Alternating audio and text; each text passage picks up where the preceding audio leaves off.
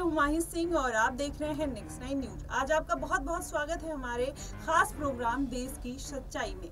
आज बात करने वाले हैं अपर्णा यादव की। लोकसभा का 2 चरण का चुनाव हो गया है, तीसरे चरण के चुनाव की तैयारी चल रही है जो कल होने वाला है। अब ऐसे में देखना होगा कि अपर्णा यादव जिस तरीके से पार्टी में एक अस्थिर नेता के तौर पर बैठी हुई हैं, क्या वाकई में अब आने वाले लोकसभा चुनाव, जिस तरीके से लोकसभा का चुनाव चल रहा है, अब उसके बाद भी वो उसी तरीके से पार्टी में बरकरार रहेंगी या फिर सपा का रुख करते हुए नजर आ सकती है। क्योंकि अब अटकलें लगाई जा रही हैं कि अपर्णा यादव इतने दिन से पार्टी में बैठी हुई हैं, अब उनकी नाराजगी की खबरें भी सामने आने लगी है। क्या वाकई में अब अपर्णा यादव अपने परिवार के साथ जाएंगी या फिर बीजेपी में रहकर बीजेपी के साथ काम करते हुए नजर आ सकती हैं?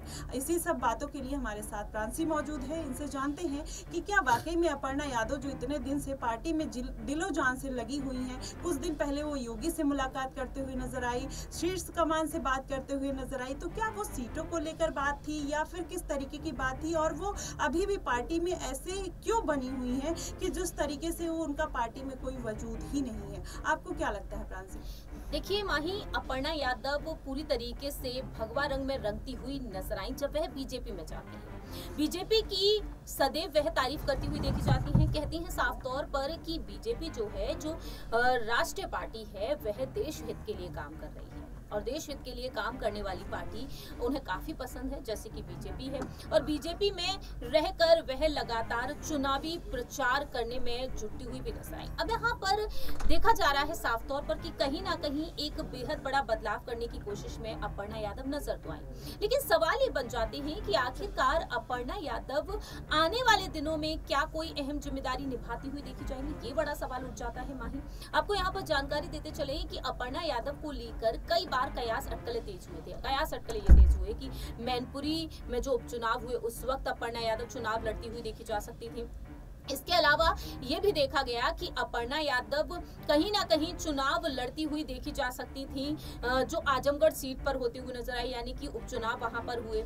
इसके अलावा मेयर पद के चुनाव लड़ती हुई नजर आ सकती थी, वहां पर भी उनका नाम सामने आया। अब यहाँ पर लोकसभा चुनाव को, राज्यसभा में जो चुनाव हो रहे थे, राज्यसभा सीट को लेकर भी यहाँ पर देखा गया काफी गहमा गहमी नजर आई। समाजवादी पार्टी में पल्लवी पटेल साफ तौर पर अखिलेश यादव के खिलाफ बोलती हुई नजर आई और उस वक्त भी ये कहा गया कि बीजेपी की तरफ से अपर्णा को राज्यसभा भेजा जा सकता है। अब लोकसभा चुनाव, और लोकसभा चुनाव में देखा जाए मैनपुरी सीट हॉट सीट बन गई।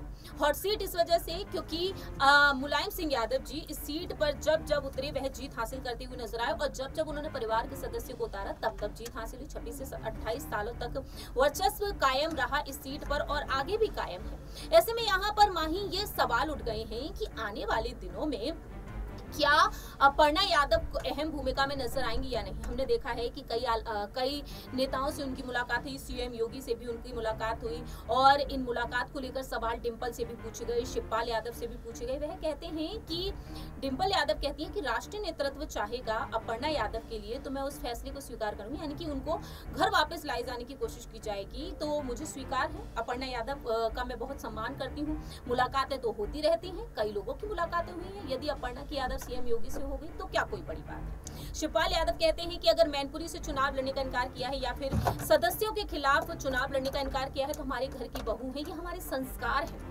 और ऐसे में वह उस फैसले को स्वीकार करते हुए नजर आए हैं। अब ये देखने वाली बात होगी माही, अपर्णा यादव क्या इसी तरीके से बीजेपी में एक सामान्य कार्यकर्ता के तौर पर टिकी रहेंगी या नहीं?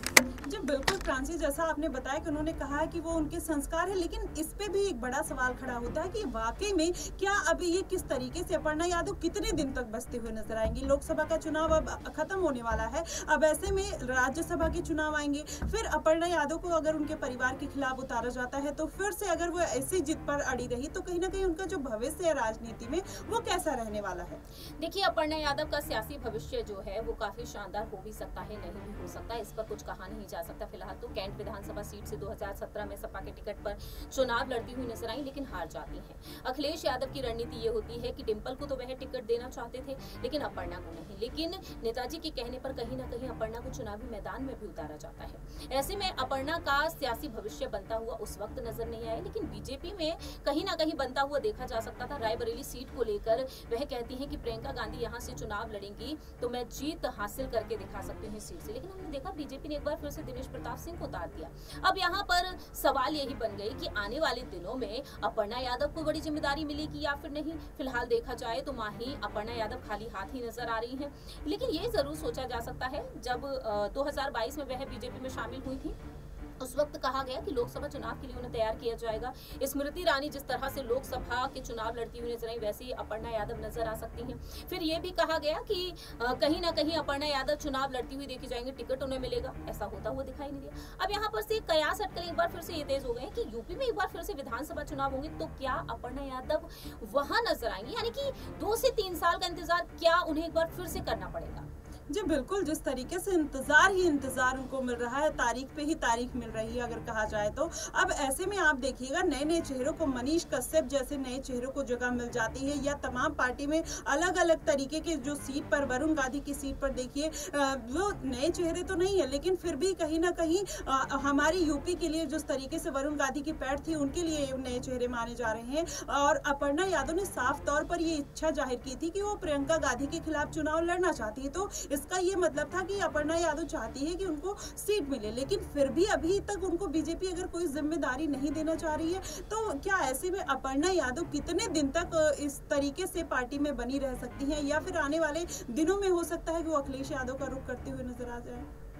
देखिए, अखिलेश यादव की तरफ रुख, समाजवादी पार्टी की तरफ रुख आने वाले समय में देखा भी जा सकता है, नहीं भी देखा जा सकता। फिलहाल तो इस पर कुछ कहा नहीं जा सकता, लेकिन देखने वाली बात इस वजह से हो जाती है क्योंकि समाजवादी पार्टी साफ तौर पर कह रही है। शिवपाल यादव ने साफ तौर पर कहा कि हमारे घर की बहू है, अगर वह आना चाहे तो हमारी पार्टी की तरफ एक बार फिर से रुख कर सकती है। समाजवादी पार्टी के दरवाजे अपर्णा यादव के लिए हमेशा के लिए खुले हैं। अब देखते हैं माही कि वह रुख करना पसंद करती हैं या फिर नहीं। फिलहाल तो देखा जाए तो राजनीतिक तौर से हो चाहे पारिवारिक तौर पर अपर्णा का रुख यादव कुनबे की तरफ काफी पॉजिटिव ही नजर आता है। परिवार के लिए वह हमेशा खड़ी हुई हैं, वह कहती हैं, और राजनीतिक तौर पर बीजेपी के साथ है, लेकिन देखा जाए तो परिवार को वह आगे जरूर रखती है। जी बिल्कुल, जिस तरीके से अपर्णा यादव ने अपने परिवार को आगे रखा और यही कारण है कि वो बीजेपी में कहीं ना कहीं बैक स्टेप पर भी नजर आ रही हैं, और बीजेपी भी उनको अभी परखने का काम कर रही है, क्योंकि अपर्णा यादव एक राजनीतिक परिवार से हैं, फिर भी इतने सारे दिनों में, इतने सारे सालों में भी वो एक जिम्मेदार, एक नॉर्मल कार्यकर्ता के तौर पर पार्टी में बनी हुई है। तो ऐसे में माना जा रहा है कि वाकई में अपर्णा यादव या तो फिर आने वाले दिनों में एक बड़ी नेत्री की तरह सामने आ जाएंगी, या फिर घर वापसी करते हुए भी नजर आ सकती हैं। जिस तरीके से मैनपुरी से उनकी डिंपल यादव के सामने उतरने की अटकलें लगाई जा रही थी, अपर्णा यादव ने भी उसको खारिज कर दिया। अब क्या वाकई में देखना होगा कि राज्यसभा चुनाव में बीजेपी उनको कोई मौका देते हुए नजर आती है, या फिर अपर्णा यादव जैसे अभी पार्टी में बनी हुई है ऐसे फिर से बनी रह सकती हैं। आपकी इस पे क्या प्रतिक्रिया होगी, आप हमें कमेंट सेक्शन में जरूर बताइएगा। फिलहाल के लिए बस इतना ही। देश और दुनिया की तमाम खबरों के लिए हमारे साथ बने रहिए नेक्स्ट 9 न्यूज पर।